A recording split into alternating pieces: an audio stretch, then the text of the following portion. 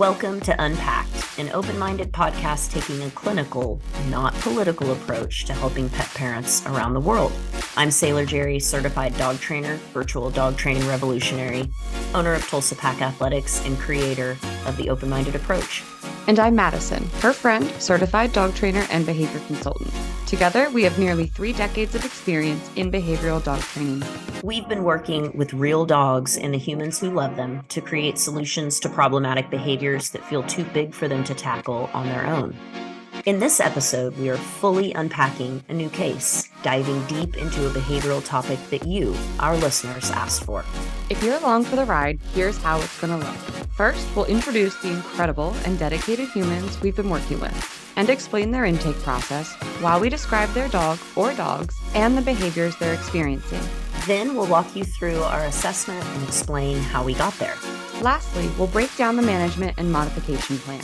If you're ready to dive into this unique case, settle in with us and unpack. Okay, Jerri. I am excited to finally get to talk about Julia and John and the beloved Scott. So excited that we could barely get through this intro. We couldn't decide what to say, how to say it. There was talk of glitters. So excited. Oh, glitters, the obvious choice. The obvious comparison. It is. It's the obvious comparison. Glitter for Scott, glitter for Julia and John, just all around. And I think the reason is because Scott is very special.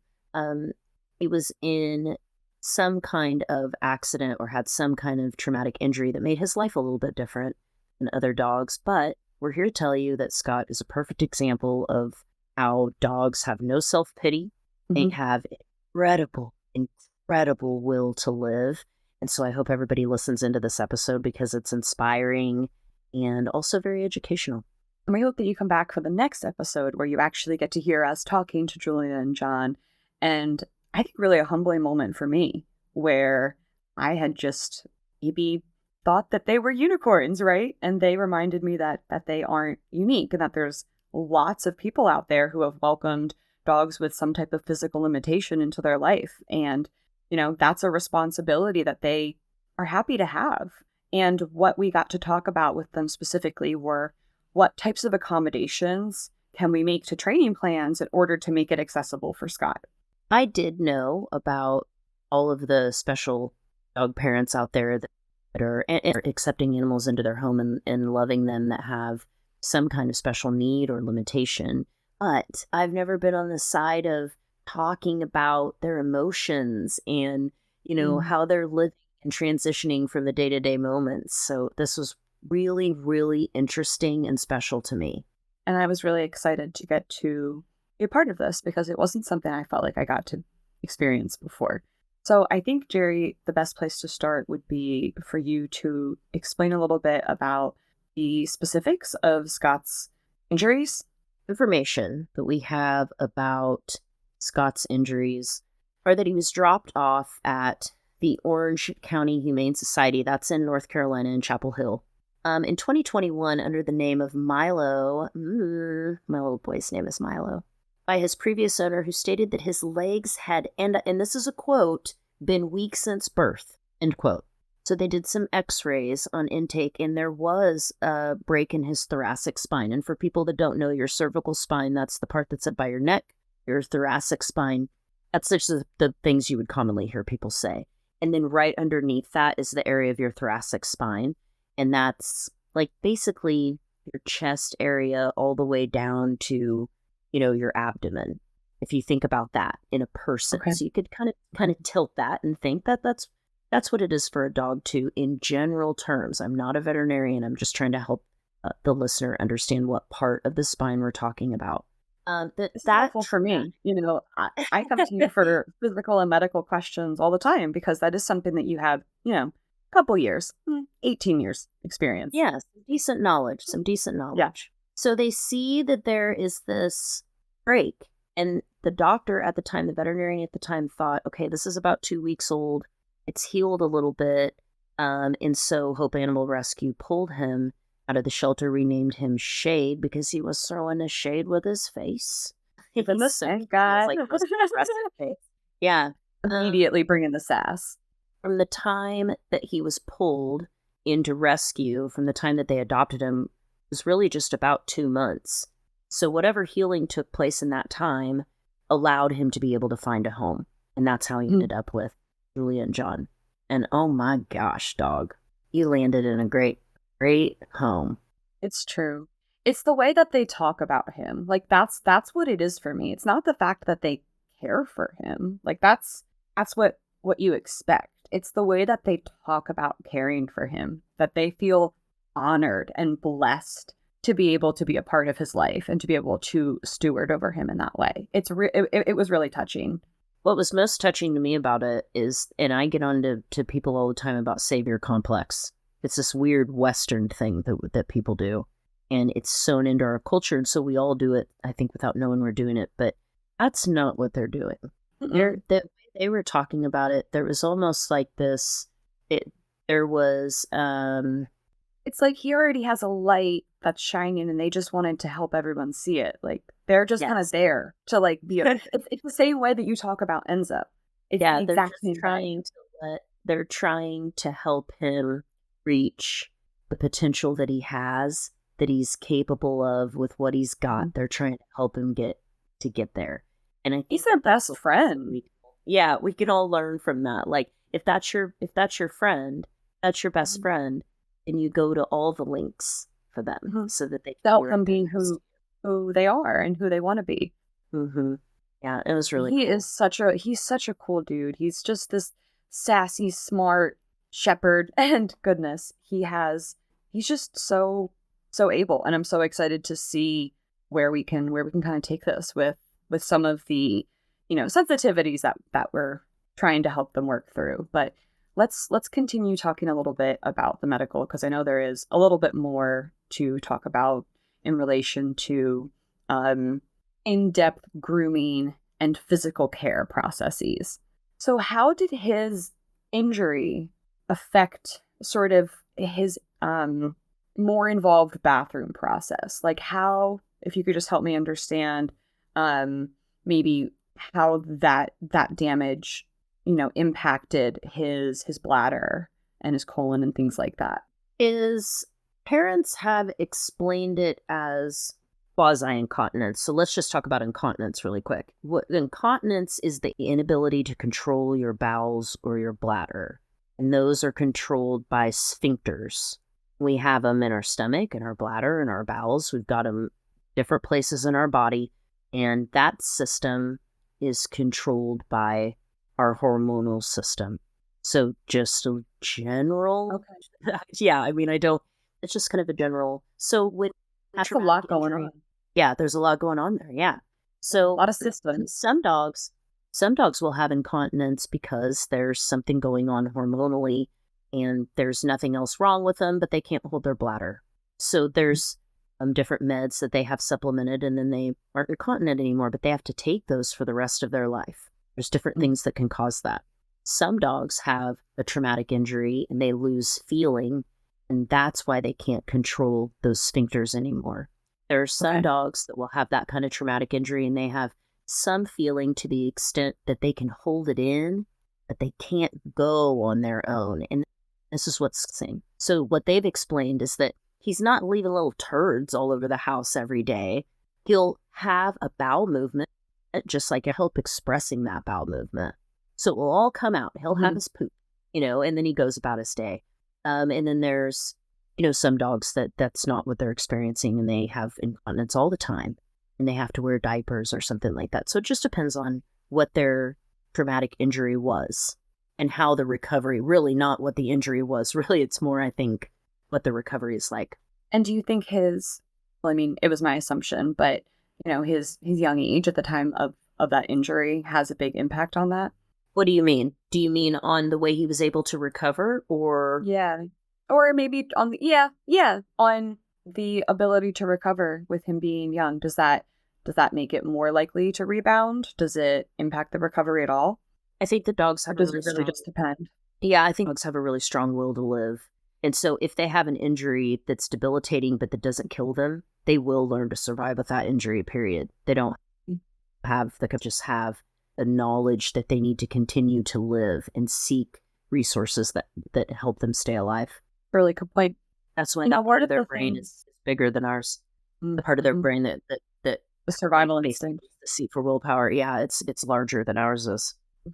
And one of the only real, I don't know, I guess, asks from John and Julia, maybe related specifically around the injury, was they just identified that there are ways in which it's easier to read a dog that does have full body movement. And they had spent a lot of time studying Scott's ears, and we're just looking for more strategies to be able to have him communicate with them as clearly as possible. And so I thought that was just it's going to be a really fun journey to get to teach Scott a new system of communication with them to express what he's feeling. Everybody think about that for a minute. What would happen? The people that have dogs that have dog tails are like, yeah, what would happen? Or the Skipper Key owners are like, hey, my dog doesn't even have a tail. The Frenchie owners, the Boston owners. Yeah. What would it be like if you couldn't tell what your dog was feeling or how to read, that was missing from the body language, that was missing from the overall? Would you be able to tell what was going on? I use the tail so much. So I always like dogs that have their tail because I think it's just such an emotive part of who they are. And I know that that's, a separate topic, but if it's not there or it doesn't work because of whatever reason, you have to learn to compensate in other areas and pay attention to other areas a little more closely. In this particular case where Scott needs a little scrub, a little wash up, frequently. A little scrub. A little scrub due to his potty routines, and that's not a very pleasant experience for him. And it's a rather involved process for John and Julia. And really, again, their ask or their concern or what they really came to us to address is, there are moments where they feel like he's not okay emotionally with what's going on. And they want to do what they can to change that or to start to change that. And bath routine is something that, honestly, they have got that down to a system, to a science. And we're going to look at a couple of areas to maybe do some desensitization or counter conditioning. But overall, they have that really, really down. And where we're going to spend some time is on the other kind of more cooperative care activities that we can create a separate routine where Scott gets to kind of opt in. Because one thing that we identified, a huge form of communication in cooperative care training is the opt-out, is a dog being allowed to stand up and walk away as a part of the process, right? So we can certainly do some activities with Scott in his wheels because our boy likes to move when he is in his wheels. But I don't know that he would necessarily want to be still long enough for a cooperative care routine when he's, scooted up like that. So I think that what we have, and I guess I'm getting a little bit ahead, but what we've talked about doing in a way of creating communication channels for Scott is having that start button, having an opt-in and not starting the process until he opts in. And because Scott is just so bright and loves to learn and loves to engage, he knows all kinds of cues around his face and his head, his little snoot and his little chin and his little boop and his little, so I think we have lots of options to be able to work with there. And it's going to be, like I said, I think a fun journey to get to build these just new frameworks for communication for them that are really unique and specific. If you can't say no and you can't move, that's pretty traumatizing for a lot of people for multiple reasons. It's traumatizing for a lot of animals for multiple reasons. None of them are good.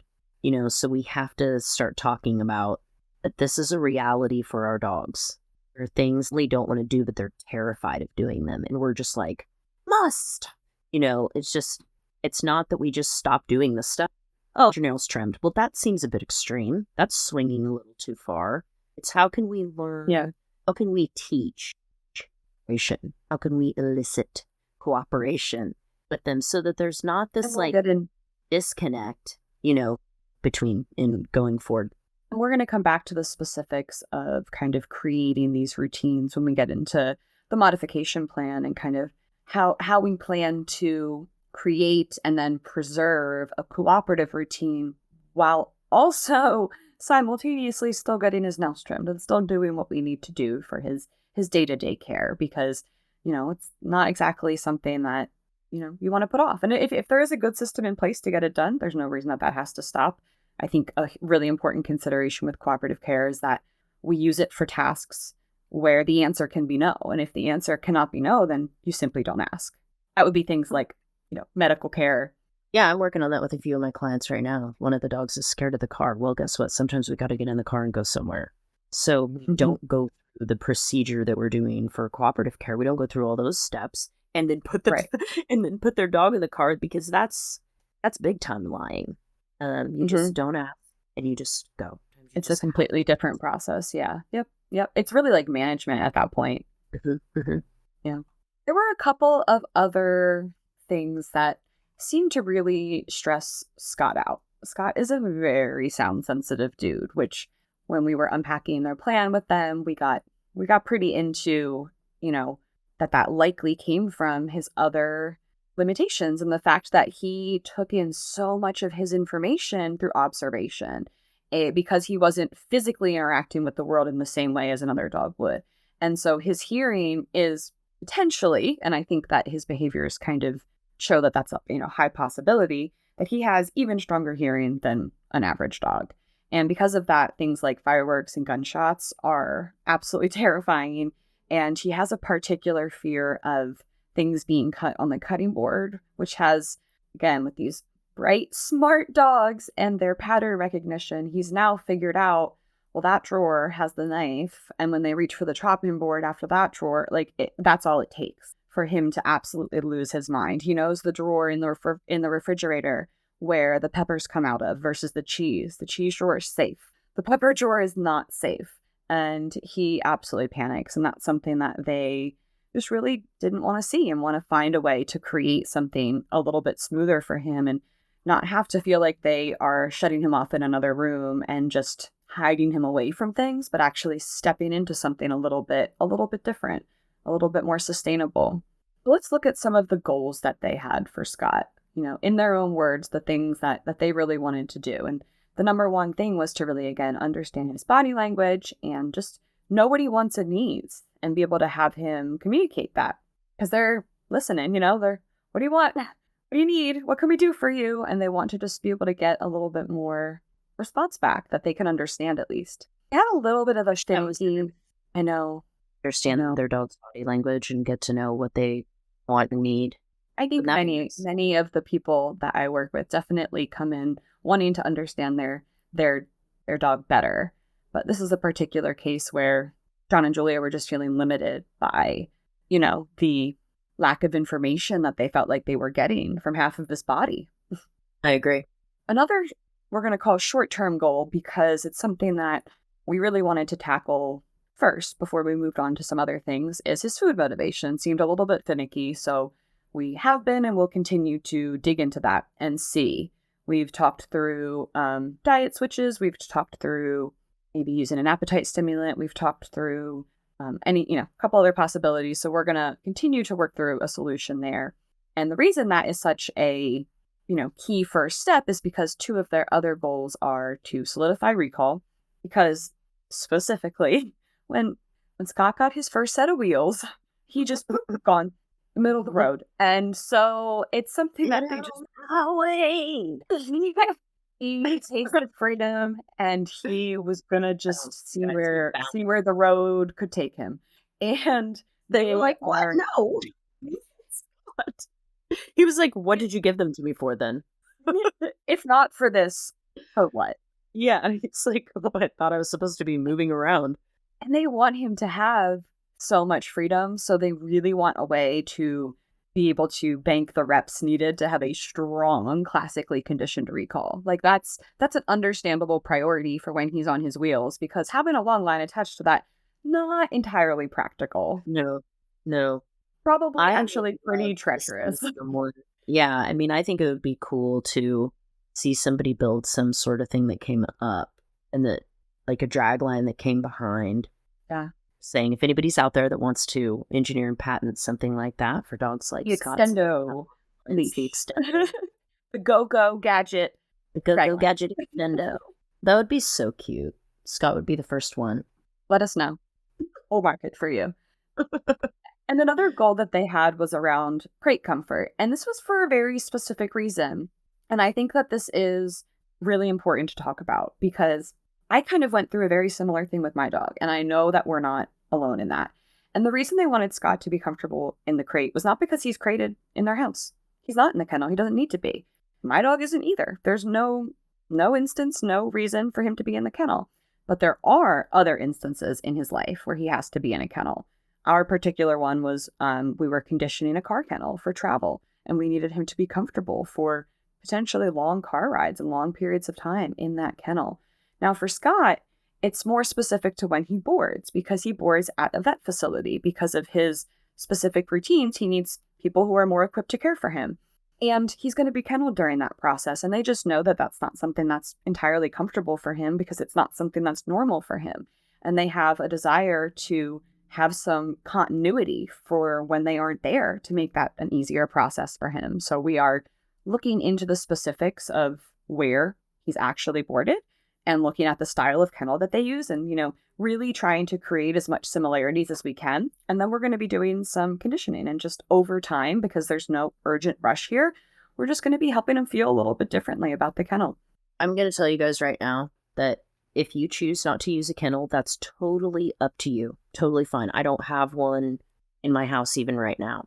But my dog knows how to use a kennel because I'm terrified that something's going to happen to him, and it has.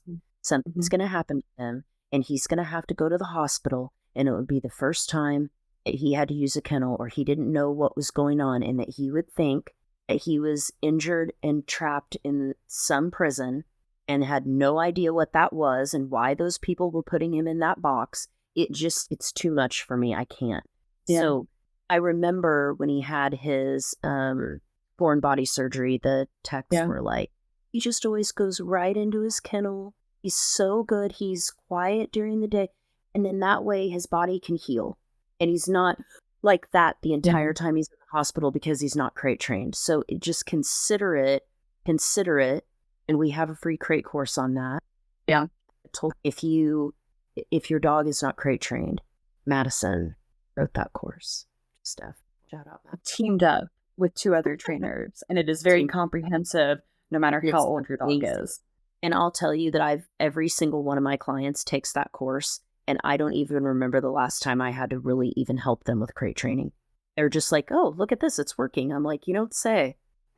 It just and they all have I can't say enough good things about that course. And this is actually my reminder for myself to pull out a wire kennel and practice with Remy because he actually is getting a dental procedure next month. And I want him to not wake up from his anesthesia very, very drowsy and be in such an unknown situation. I want that to be very comfortable for him. I ask you a just totally off topic vet tech question.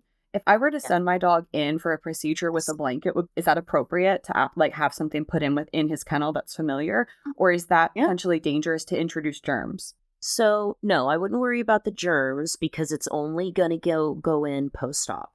So right. Okay. They will bring that to you. You'll bring it.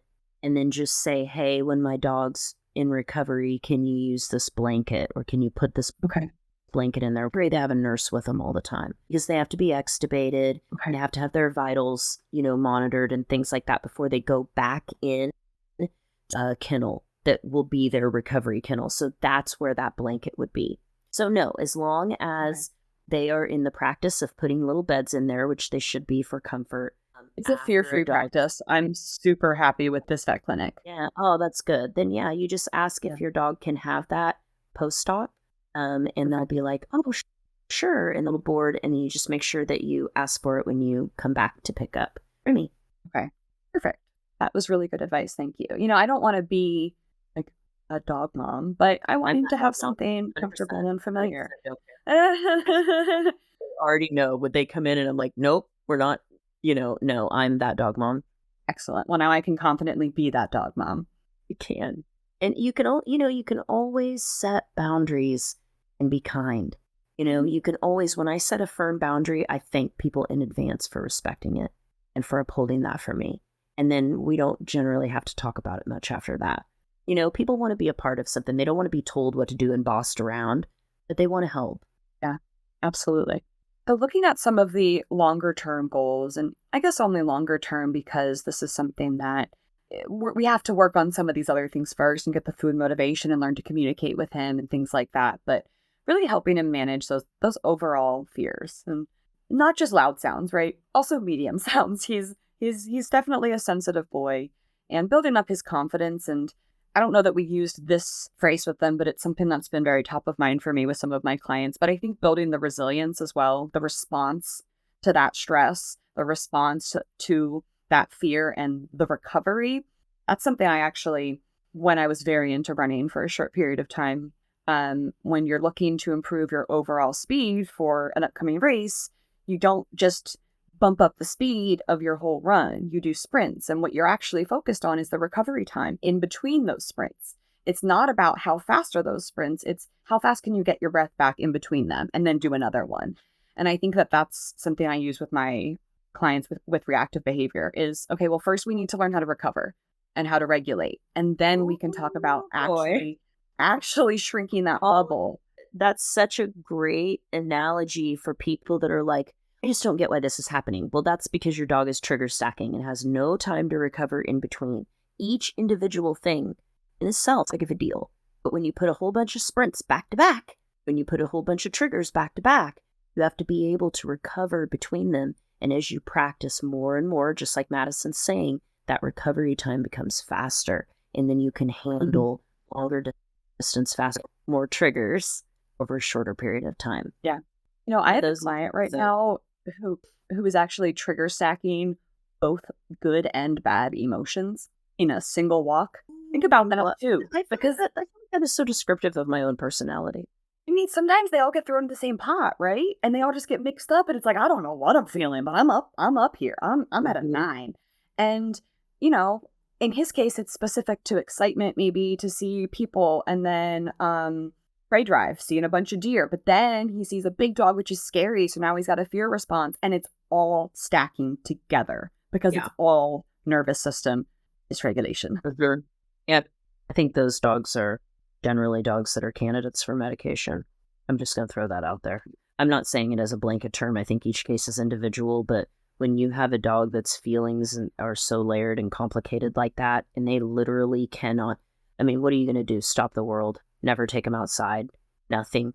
I mean, it's just, that's a different For me, this is where I actually look at that recovery time for the good feelings. If that is where I look first, if they cannot recover from the good emotions in an isolated event, if they're that dysregulated, then we don't even have somewhere to start.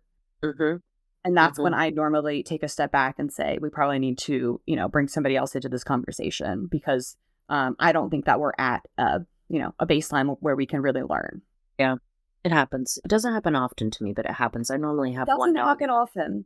Normally, once we start to work on that like recovery rate and that regulation, normally once we start to work on that in the absence of the stress and we learn the skills, we're able to translate it. But when you can't even learn the skills in a happy, exciting, positive environment that is not stressful, that's when we look at potential medication intervention. The last thing on their list was the separation anxiety.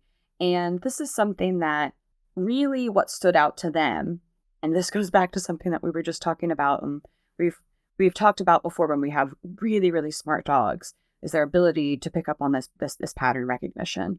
Is Scott he is just so many steps ahead of them in terms of knowing when they are thinking about getting ready to leave. He has figured out the trigger before the trigger before the trigger to know what is the first step of their getting ready to leave the house routine. And that now has stress of its own. That's what happens with these, what we call pre-departure cues in the world of separation anxiety, is that they take on stress of their own. This is through the exact same power that we can create the positive association of our marker words. Our marker words, if it's followed by a payment, so many times, that marker becomes a secondary reinforcer, becomes a positive emotion for our dog. Well, when they see you grab your keys, that could do the same thing in a negative way because it's been paired with you leaving so many times that it holds its own stress. Really talking them through what it looks like to pull apart those pre-departure cues and trying to get a couple steps ahead and helping him feel a little bit differently about those triggers before the triggers. I have to jump in and say something bitchy. I don't really think it's bitchy. I just think that it's definitely intense. I think, but I want people to listen to what I'm saying and really, really take it in. A lot of people, and this has nothing to do with anything Julia or John have done or said, but I see it in Scott, and so I want to use him as an example. People will say, it will have this issue with their dog, with what Mattison just described, these pre-departure cues, and they'll say things like this. Oh my God, my dog is just so smart. Okay, well, yes, your dog is really great at pattern recognition, reading your body language and being in tune with that. That's what's happening. When we say it like that, an accountability that has to happen there, because we're just saying the thing, that our dog is good at, but we're recognizing what they're good at. When we say something like, oh, they're just so smart, I don't know, they pick up on everything, and throw our hands up in the air, it makes it, now it's the dog's problem for being too damn smart, and there's nothing I can do, and they're just going to catch on. That's not true. What's generally happening is the dogs, if you want to quantify the intelligence, the place that it is in pattern recognition.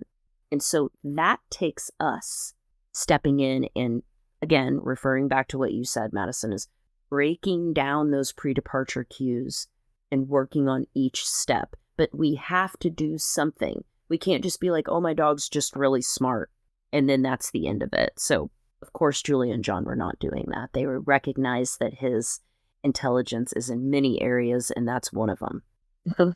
In looking at their plan, there was pretty much no changes needed to their management. They had everything really well in place, and there weren't any situations that were unmanageable. We did break things down into stages for them. So again, really having this ongoing stage of learning to read Scott a little bit better and creating some new channels of communication, starting with building his food motivation and working through some of the desensitization with the sounds, moving on to some cooperative care and grooming and solidifying the recall. And then finally, moving on to some of the separation anxiety and the crate comfort, and specifically those pre-departure cues. Modification plan, that was a little bit more complex. For the crate comfort, and we haven't started this process yet, but once we get the information about maybe what type of kennel he's kept in the vet clinic, being able to replicate that as best we can, I think we will have to get a little bit creative about how are we having that opt-out and opt-in for something like this? How are we creating patterns that allow for cooperative engagement? So I think there will be more to come on that. A lot of what we talked about with Scott was we are going to build channels of communication. We are going to increase his food drive.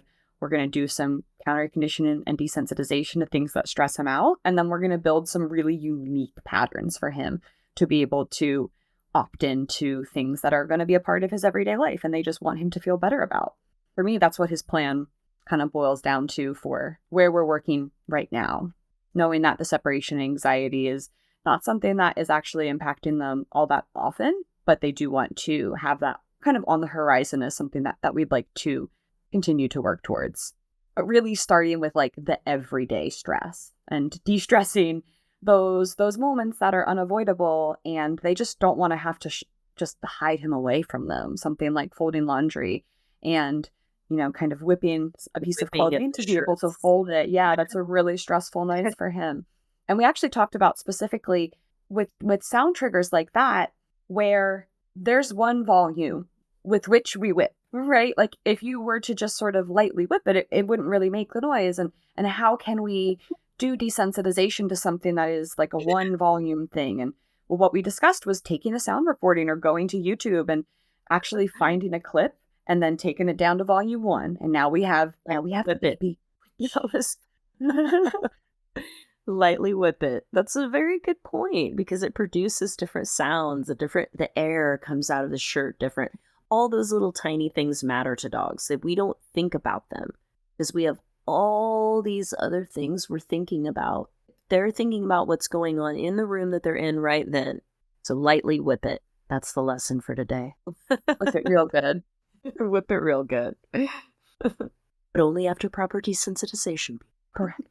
Now for recall, we just sent them to your recall course, which is honestly what I do with most of my clients at this point anyway. And I made a point to talk about this on my stories because somebody asked me what my least favorite thing to teach to owners is, and I said recall because it's not important to me. My dog is going to live his life on a drag line. He has all the freedom in the world with that leash dragging behind him, and I feel better and it's safer for us. And for most of the clients that I work with, recall is not really a part of the overall goal. Most of us were working through some, pretty difficult behaviors and trying to create a more harmonious life together. And if recall is part of it, then you have a fantastic resource for that. And I should send them there. And then we can focus our time on like true behavior change and emotional change, because recall is just about getting in your reps, classic conditioning, right? Having that just like, beautifully just secure cue that will bring your dog back to you no matter what. And it takes discipline to get in the reps, and it's a use it or lose it. You stop practicing it, it stops working. That's just what it is. Yep. And I think that most, and I know you do, so I send them right to you because it's not important to me. And it's the same with the crate. I hate teaching the crate. I hate it. So I have a crate course that I can refer people to. You have if it's something that you are doing over and over and over and over and over, just as a dog trainer, make a course for it. Put your effort into it. Make that as a resource for each and every client that comes across your path so that they all have access to the same thing. And then they get that individual, unique experience working one-on-one with you. This is what we mean when we say get creative with your delivery system, because Jerri and I both think that dog trainers' time is really valuable and shouldn't be spent hours a day driving around. It should be spent in the community. And studying and working and doing the things that sometimes crying, sometimes definitely crying. Sometimes with our clients, sometimes on our own, right. Sometimes together. Sometimes when you see dogs like Scott, he's a gem. A real gem. He really is. And I'm looking forward to getting into the cooperative care with them because we very specifically are working up towards some nail grinding. We already have fluency in several cues that we can choose from for a start button. And he seems to really like resting his little face in a hand. He's like, here, hold this. So I think we're going to have a really good time building up. There's a lot of, maybe not a lot of debate, but there is debate around the word consent versus, cooperation. And I think what is important in this type of routine, and the reason that the word consent probably does ring true for a lot of people, even if that isn't the case for everyone, is because it's creating a system of like informed consent, which is more of a legal term. And so I understand that doesn't really totally apply to dogs. But the idea is that you're going so slowly and you're showing them at each step what you're about to do and giving them the chance to say no and teaching them how to do that. That involves, even before they say no, saying no for them and creating an opt-out and reinforcing that. And it seems so counterintuitive, but that's an important first step.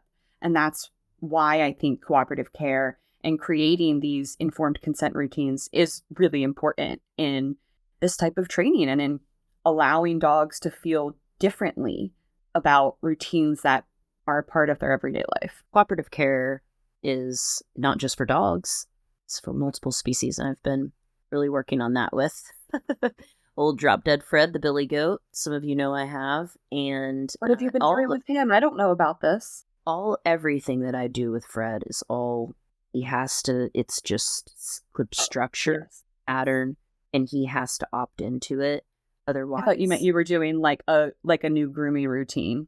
Like, were you like clipping his hooves or filing his little hooves? Layla does all the grooming, and she does not do cooperative care with him. I would say that maybe it's cooperative, but it's not informed consent. He cooperates for the snacks. But the bigger goats don't learn the same way as dogs. They don't, and the bigger and more unruly the species is bigger and or more unruly, you really can't just force them to do things or make them do things. Especially with JB, my horse, well, my daughter's horse, excuse me, the horse that I pay for, the horse that I pay for to go clean his poop. And he's great and I love it, but it's cool because you can start to see how there's a difference between making something do something and getting, a 1,000-pound animal to cooperate with you out of choice. It feels different. And so I'm applying as much as I can to dogs. I was inspired originally to really go down the cooperative care rabbit hole because you and I don't ever like dip our toe into anything. It's like, oh, you're no, it's full on. It's full on Alice yes. Down the rabbit hole. Way down. So for me, it was, and I don't remember the zoo, but it was a zoo and it was a tiger. And they had taught the tiger who needed to get regular blood draws to give them his paw for blood draws or snackies. And it honestly rocked my world. I was like, but we can do this with dogs. And it just changed everything for me. Yeah, Enzo will stand there and let you draw blood out of his jugular vein. He's donated blood, hasn't he? Oh, yeah, multiple times for multiple dogs that needed blood transfusions. Amazing. And so I had to That's teach him something that I don't think there's a lot of awareness about. Yeah, your dog, if you have a big dog, your dog could be a donor. Normally it's somebody within the hospital. There's, everybody, it's just easier that way. You have it clean. But fun fact, yeah. Yeah. Well, I think it was awesome going through this plan, and I'm really looking forward to building these really, like I said, just unique patterns for Scott and getting to partner more with Julia and John to help them just understand their bud better. Yeah, it's great. And I'm just hopeful that everyone that listens can take this as an inspirational episode, that it doesn't matter what your dog's limitations are. They still deserve and can, through you, have access to a really great quality of life that's just right for them. Absolutely. Unpacked was created by Jerri Sheriff and Mattison Simpson, edited and produced by Josh Wasta under the supervision of Straight Up Dog Talk LLC and Emily Breslin. If you are enjoying this podcast, follow or subscribe to be sure you don't miss an episode, and leave us a review on your favorite podcast platform. Looking for more honest and relatable dog content? Check out our sister podcast, Straight Up Dog Talk. See you next time.